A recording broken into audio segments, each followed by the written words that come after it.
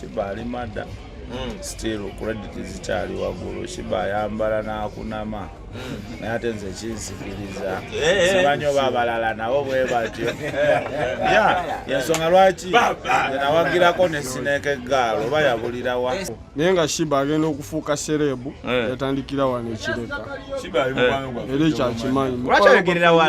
naye yanneerabira ekintu kinanamuwa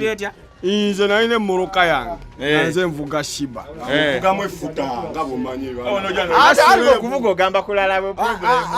pata naleka kundaivatinga ekituufu kiri nti Sheebah nga biseera biri nga tanabafuuka eyo kutuuka mu eyo mu level gy'alimu nga ffe bageto era nga Sheebah geto naffe nga ffe omanyi ffe tuli balole drivers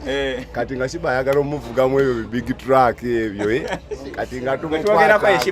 oyo Sheebah Karunji kamyukire wagwani oyo atumuteeka mu zitraka zaffe bannange ng'anyumirwa effuta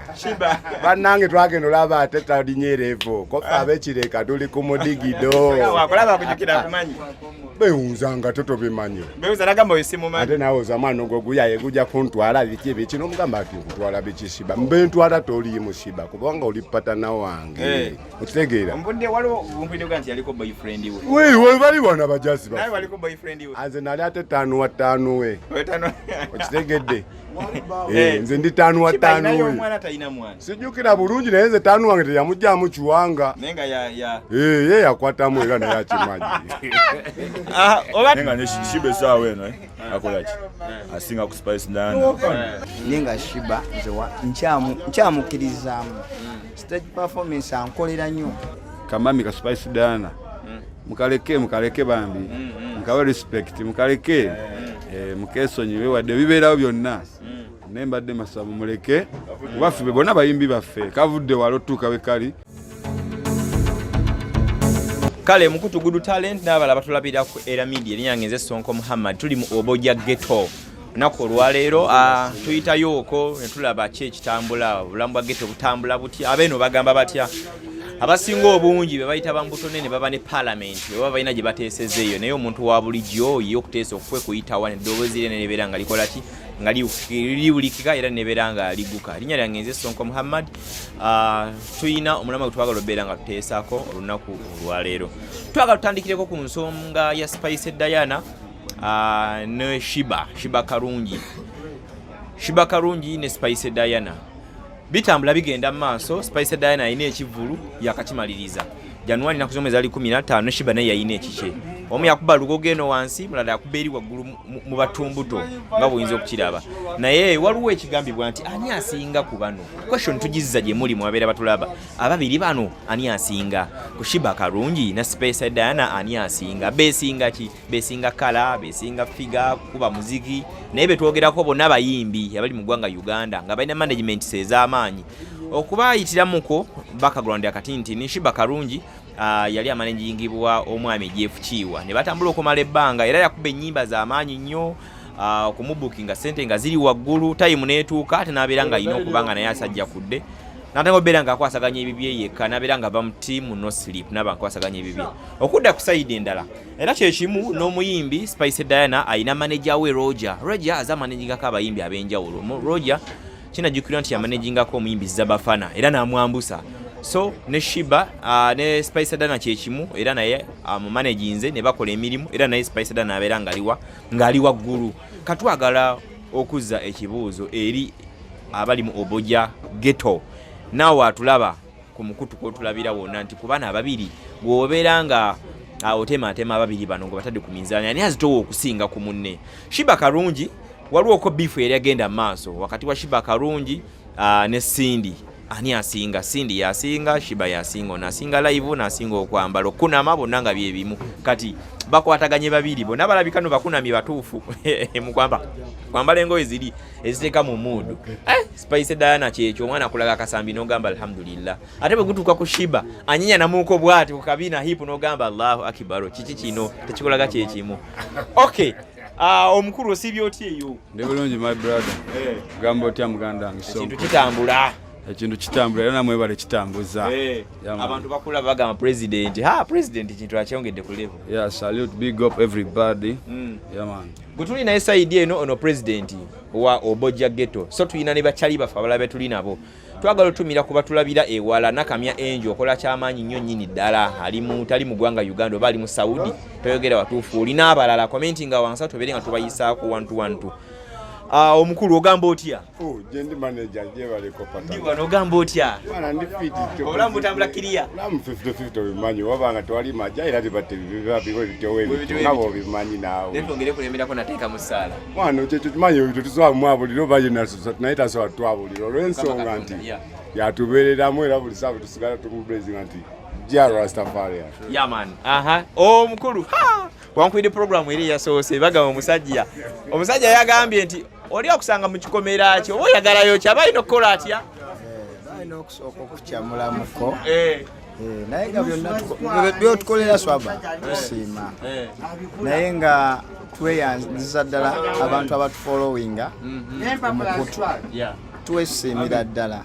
era emiramwa tukyayina kuba nti ffe tugenda kusobola kugenda mu palamenti eri kati naye nga obuyigirize tubuyina kubanga ngera bwe bagamba nti mu ggeto yewavaaki n'okusomera mwasoma n'amadiguli we muba mugagala tugagyeyo galabeko gagajeyo gye bujja mu maaso awo omukulu osibira simu jendi sinia je baleko ba obulamu buli butya obulamu bwa kabinyo mwana kwa katifu abasinga baida ghetto youths big up ghetto youths around the world yeah man. Okay, so tuleta ekibuuzo Spice ne Sheebah bw'oteeka abakyala bana babiri ku minzaani ku side yo ani akikubira okusinga ku munne? Nze baida we bannange munansonyiwa naye akakazi ako ka Sheebah kakikubira Sheebah ali madda baida we yantemula dda nze nga bwondaba n'obwakibanda bwange Sheebah yantemula dda so kati ndi awo ndi fifite era bwe mulaba nze nanzigwamu nebeera yanzitadde akinkubira kyekimufula ow'enjawulo Sheebah kyekimufula ekyenjawulo asinge ku gundi ku Spice Diana? Sheebah baida wali talented kubanga ogenda mu live music Sheebah kuba live music bubi nawe nofuna akatebe n'otuula butuuzi kuba bw'oyimirira akussa amazina mwana muwala yakinkubira oyo nze Sheebah gwendabanga yasinga era yansingira baida we muobuddeemu. Bwe tutambula sayi nga ekibuzo kwekiwulira kuba biri bana ani akikubira kugamba nti for real ono? Kuba nze ndi musajja njagala nnyo reggae music naye Sheebah akinkubira era mu ssaawa zino ze we muteeka ku group ya Alain njakulaga kafaananyi ke katonawo kali awo omulaba omukyalo omwerwa kati bwentwalanga Sheebah oba otegeera reggae music Sheebah abawala nnyo ku Spice naye ne Spice tapafominga bubi apafominga bulungi naye talina byasinga ku Sheebah ku side yo azanyiza okumusingako kiki mba ndaba kubanga we mba ndaba Spice oyo siraba nawo kubanga bannaye Sheebah akuba Alain wange oyo Sheebah ebya ddala. Tukyusemu tudde side eno kyeyamaani tuteere abantu bano babiri ku minzaani Sheebah Karunji ne omwana Spice Diana Star Girl. Okusinziranga nze bwe mmanyi music ekitonotono kye mmanyiko kuba mbaddeko n'abasajja abayimbi ba Eddie Awe ba Dr. Jose Chameleone abayimbi bonna asinga mbaddeko nabo ba Disnats wano abaana abo bonna bayimbi naye nga bobageraganya ne Cindy gwa mukonyeeko abo bonna Cindy abakira wano music gwe tusinza okumanya tumanyi Spice ne Sheebah tumanyi live band wano tuba tuyimba Spice Diana akoze Sherugogo naye yakolamu ensobi yali nnungi n'enteeka ali nnungi management ye yali nnungi naye yatuka time n'asaakala obulago Spice ekyo kyalaga kyamalamu amaanyi ffe nga bawagizi be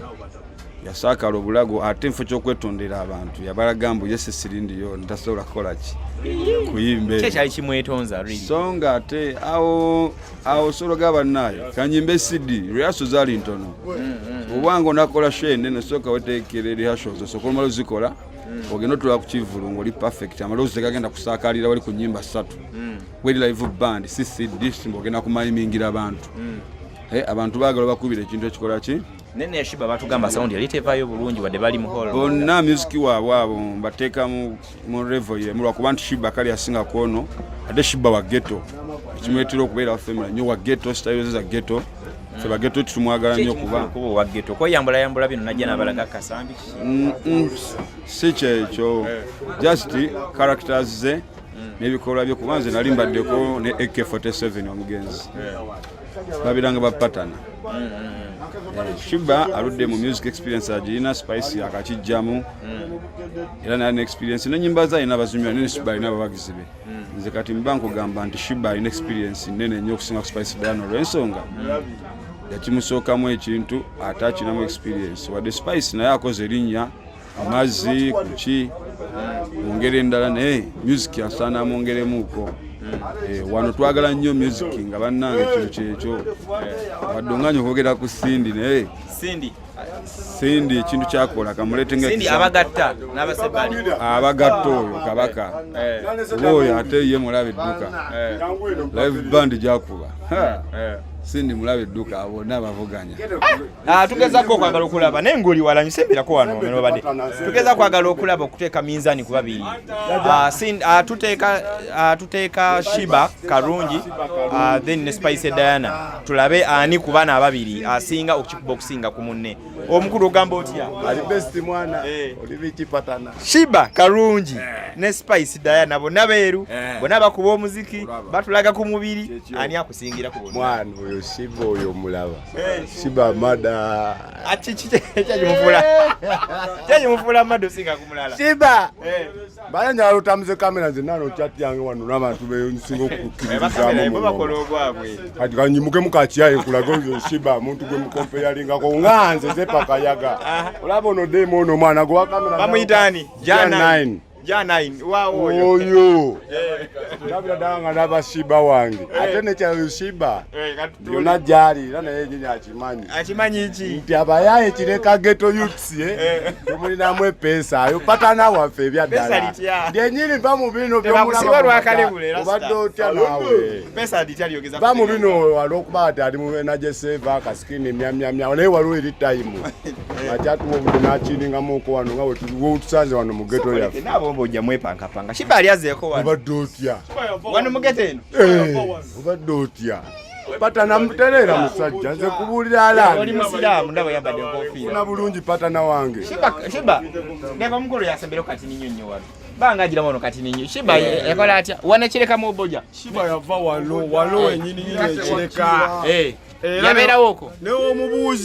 n'omubuuza Sheebah ekireka omanyiyo nti omuze kireka nti mugeto oboja omanyiwo mugamba ekireka ku oboja omanyiwo waliwo abantu bangi nnyo tulaba waliwo abalina obubaala waliwo abeekolera ejange bamalaaya waliwo abalola abajja ne bapakingirawo Sheebah ali avuga lole kyekyamubezanga wano yali akimawo ki ffe twabeeranga naye luli waliwo ebisookawo ebitya embeera esookawo naye nga Sheebah agenda okufuuka serebu yatandikira wano ekireka era kyakimanyi lwaki oyogerera wala nnyo nga bwekiwulira mukwano gwammwe wano mu ghetto olina ensonga lwaki oli wano mu ghetto ghetto eno okugamba erimu bamalaaya erimu abavuga loole abajja ne bakiringirawo olwo abajja okunywa enjaga olwo abalinawo amabaala abakola bizinesi zaabwe Sheebah wano yali akolawo ki ddala dereva nga Sheebah ng'ayina emmotoka ye nga nze nina eyange nze muvuga mu yange naye yanneerabira ekintu kinanamuwage nze nalina emmoloka yange nze nvuga Sheebah ate okuvuga ogamba kulala pata naleka kundaivatinga ekituufu kiri nti Sheebah nga biseera biri nga tanabafuuka eyo kutuuka mu eyo mu level gy'alimu Ngaffe bageto yusi era ngo Sheebah bageto yusi munaffe. Nga mukola mutya. Ngaffe omanyi ffe tuli balole drivers. Kati nga Sheebah ayagala omuvugamu ebyo big truck ebyo kati nga tumutwagera kwa Sheebah Karunji oyo Sheebah Karunji kamyukire wagwani oyo. Tumuteeka mu zi truck zaffe bannange ng'anyumirwa effuta. Sheebah bannange twagenda olaba ate talinyerevo kofa abekireka tuli ku mudigido. Wakolaba kujukira kumanyi.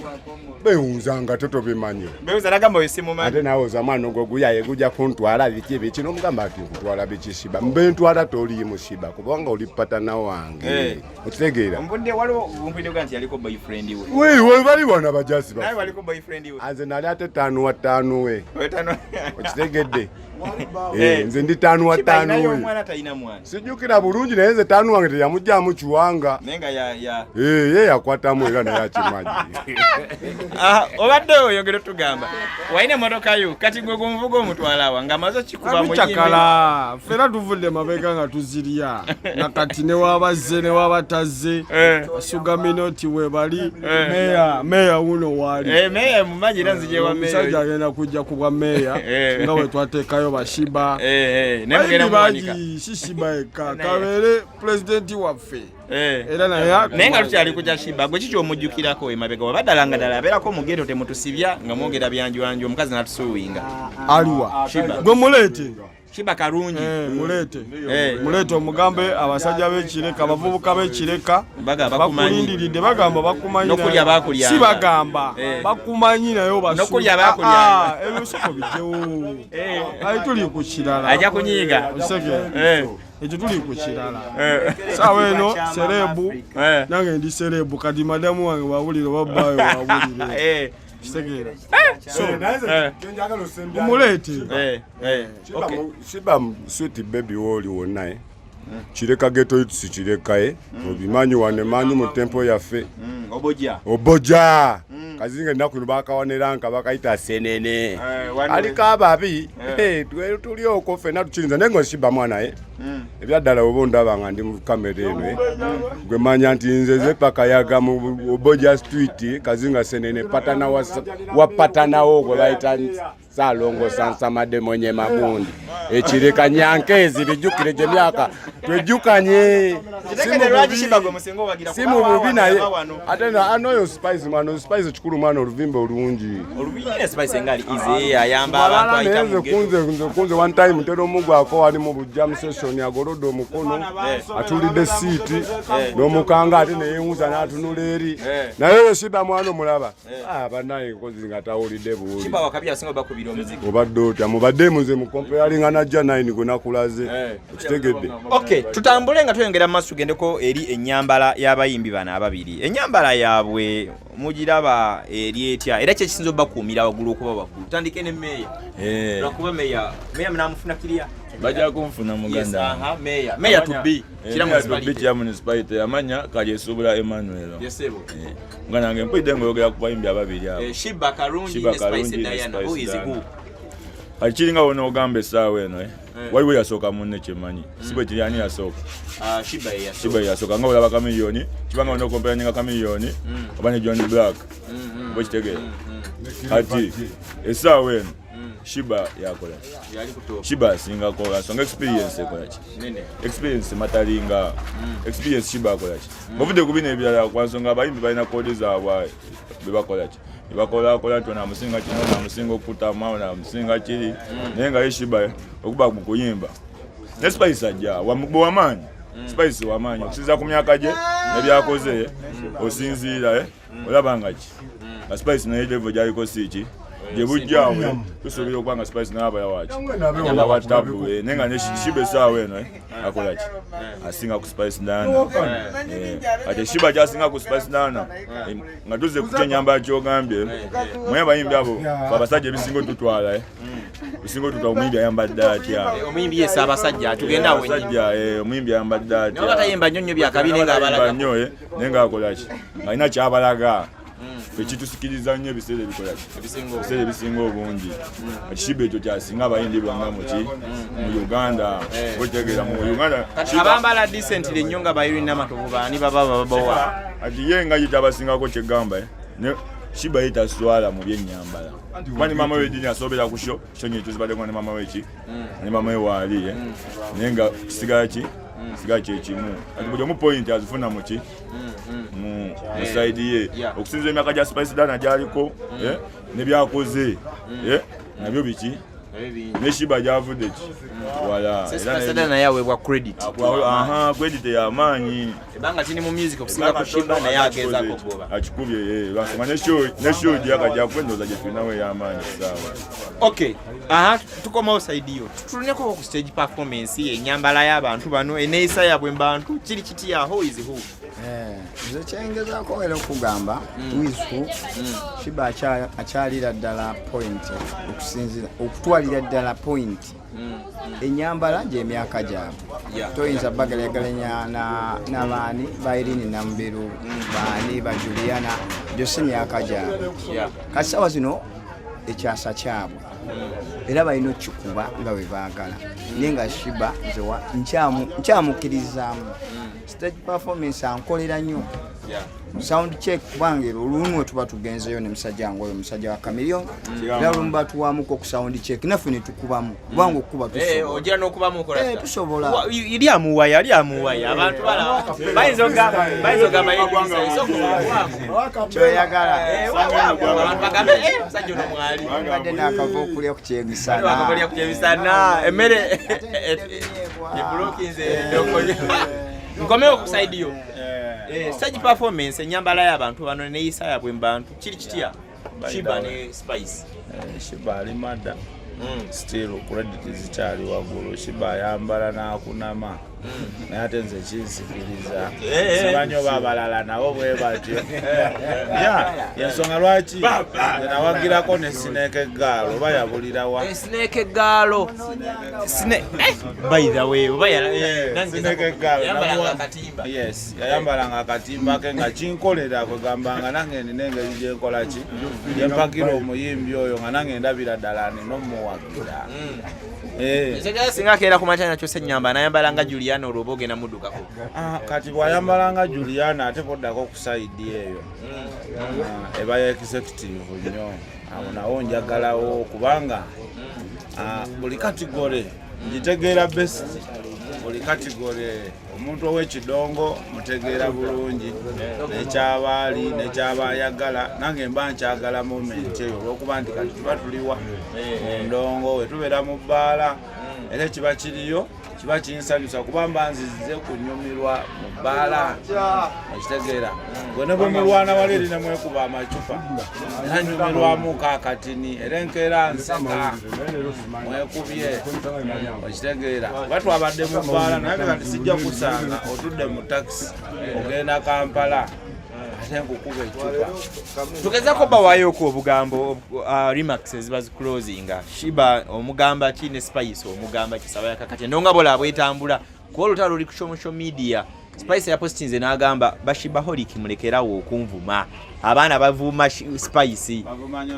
Sheebah tera nnyo olusi kuvaayo okwogera abeera ebalibala gyazanyira ekintu naye twagala okulaba baweeyoko obugambo Sheebah ne Spice baweeyoko obugambo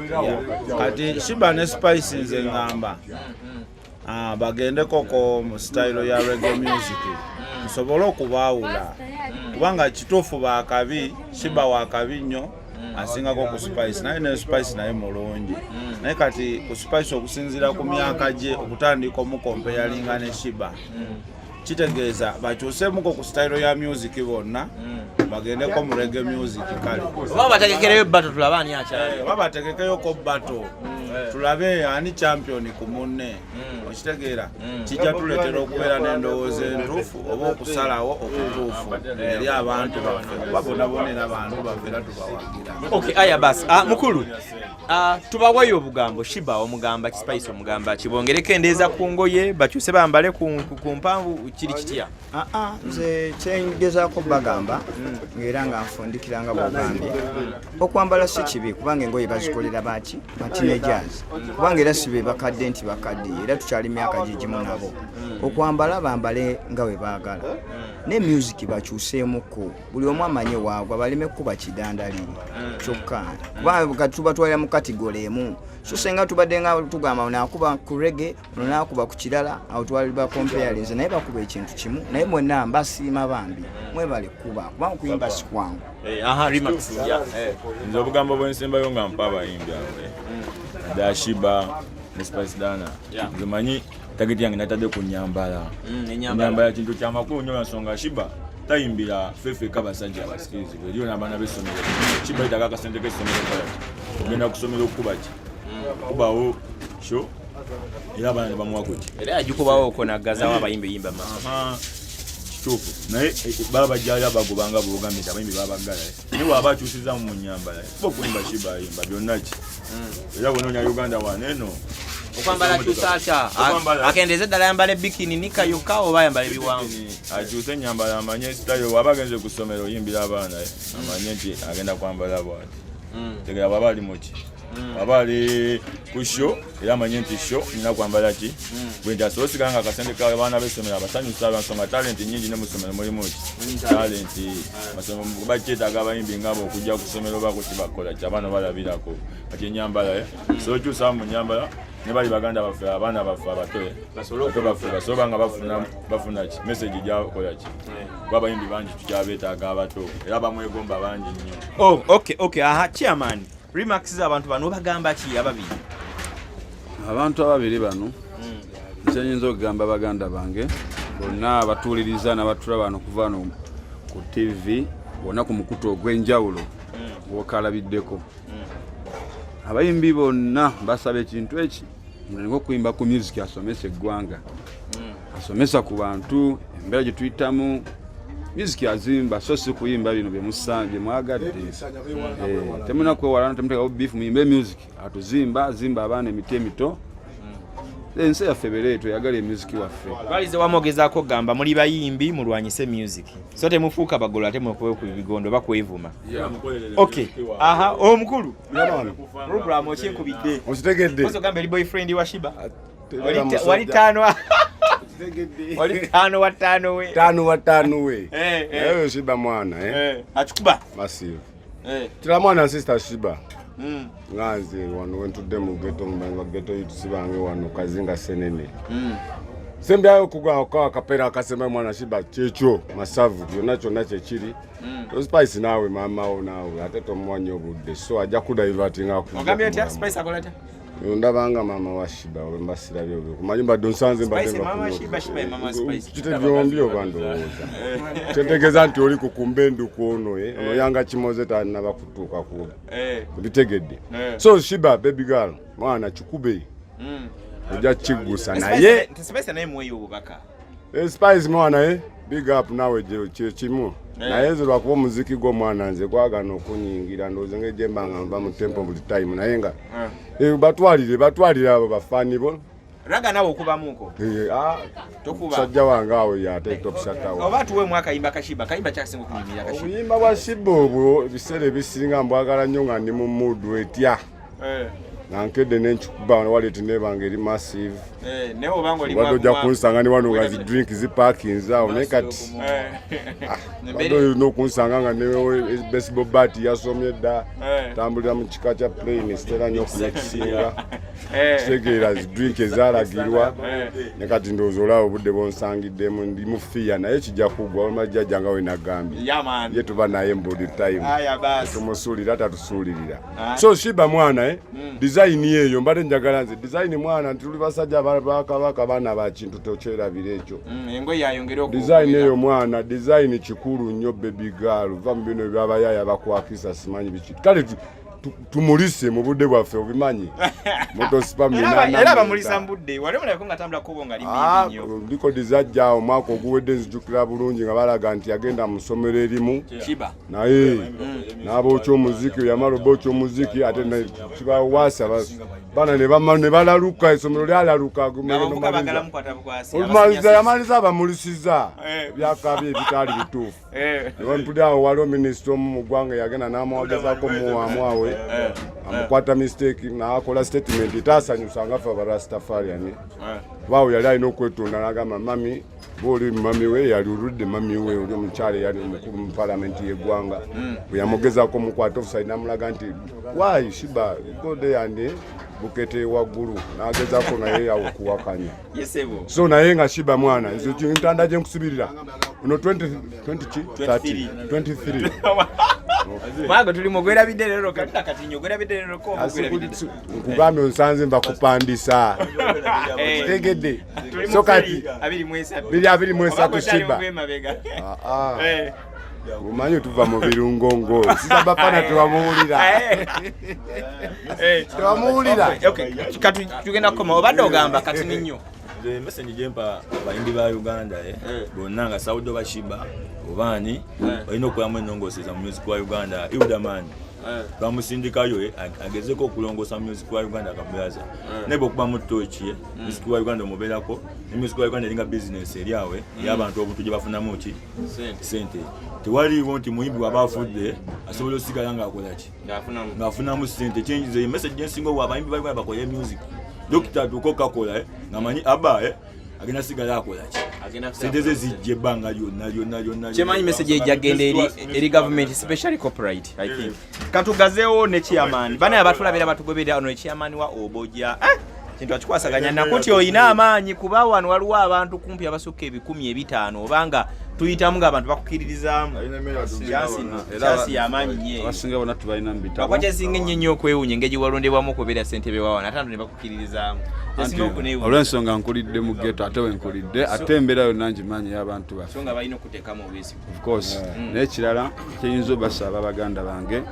ebitambula ku social media byonna baganda bange mwena ba social media badde mbasaba kamami ka Spice Diana mukaleke bambi mukawe respect mukaleke mukesonyiwe wadde bibeerawo byonna naye mbadde masaba muleke kubaffe bonna bayimbi baffe kavudde walo tuuka we kali mukawe salute mukawe respect mwana kuba omuyimbi yenna ayimbira eggwanga asaana okuweera salute nze era nsigadde ngamba bonna nze sina n'omu gwe nkola ki gwenzwera bonna bayimbi baffe baggwanga pozi mwenna mbakoola mbagamba nti olunaku lwanca mwejje nze ndi timu Lyon Island sikimenyamu ate nga ndi kyano Lyon Island mu ghetto ate ne ku Jinja Road Lyon Island Jinja Road gwanga mujje mwenna mbayita nga kyamano Lyon Island gwanga mujje mwenna mbayise bakyali bange mwenna gye muli okwetola ghetto zonna ez'enjawulo kuva e Kampala ne ku Mirwano salute. Okay, bwetyo tubadde olunaku lwaleero tuli mu Oboja esangibwa wanino Kireka Parliament etuula naffe tuteesaamu ebyaffe wano ne muwulira ensonga z'abantu babya ddala mu ghetto bagamba ki bayita mu mbeera ki n'ebirala binnyonnyini ddala ompya subscribinga ina kyateesoba kyawabula oba okwongera mu mbeera ng'oyitaawo tetukola programu zaffe zino kuvumirira muntu yenna wadde okuvoola ne tujjayo ekyo ekiba ku mutima gw'omuntu kwe tuba tuyisiza obubi otusonyiwa n'otusonyiyira ddala naye tulabe nga tugenda mu maaso alina support yenna gyayinza obba nga ayamba ku mwana wa ghetto ebitonono gyebiri ayinza okuba nga okola olimbo lwa audio oyinza okugamba oli muyimbi oba omuntu wa bulijjo gy'okyaleko wano mu ghetto olabe embeera eri etya otukoonako nitukuleeta wano n'oba nga okola kingotuuka so ku lwa Katonda n'ensi yange enyange nze Sonko Muhammad mbeere bulungi.